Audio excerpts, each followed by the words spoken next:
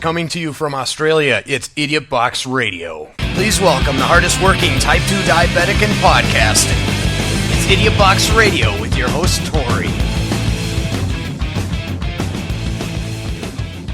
Hey there guys, how you doing? Welcome to idiotboxradio.com. Yes, I'm wearing the same shirt because I've done a whole heap of batch recordings again. I couldn't be bothered changing them this time. This is a movie review, guys. But in the meantime, jump over to idiotboxradio.com and show your support for everything I do, as much as I try to support you guys with entertainment as much as possible as well. You can find me live on TikTok almost every night at idiotboxradio. But in the meantime, there's stacks of stuff on YouTube for you to check out and also on Apple Podcasts. Today, movie review, as I said. Today, we're going to be looking at the movie Malignant. It's directed by James Wan, who also was the director of The Conjuring, and it's a very interesting story. It's been getting sort of mixed reviews. I actually enjoyed it. It plods along at a nice pace. There's a couple of weird continuity sort of like how could that happen once the twist is revealed. There are moments like that, but basically what happens in this story is a young lady keeps seeing visions of people being killed.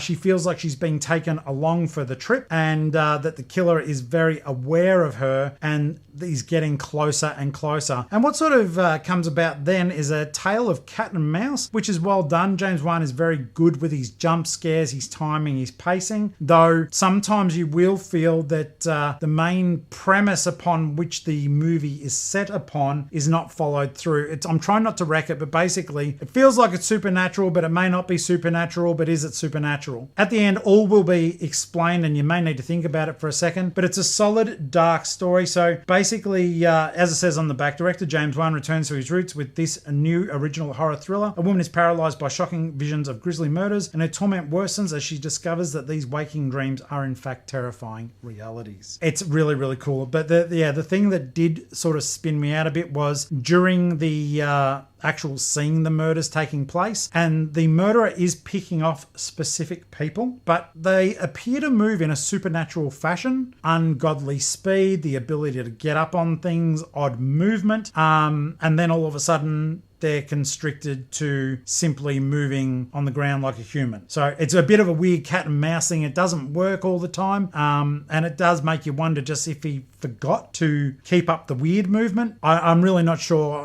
but I do know that this movie is worth watching. It was good. It isn't any sort of part of the Conjuring universe for anyone who may be thinking it is. The creature in it is not a part of that universe at all. It's its own thing. And it's nice to see that James is taking on different properties and entities, and he had a bit of a hand in the creation of this, of course. And all things said and done, I did actually like it, despite myself. At first I thought no, and by the end of it I was like, yeah, this is a good movie. I think for a horror, look, it's not like a greatest horror movie ever or anything. I'd give it about 6.5 to 7 out of 10, which still means as a horror movie it's well worth watching. My understanding is also that it is on Netflix. I always buy the discs, you guys know that, but my understanding is that this one is on Netflix, so if you don't want to commit to the money side of things, just watch it on streaming and let me know what your thoughts were. But yeah, James Wan, Malignant, I enjoyed it, and I think you will too. So give it a shot, get some popcorn, get some chockies, get some soft drink, and settle down on the couch to watch a neat little horror movie. Cheers for that. Hope you enjoyed. Catch ya.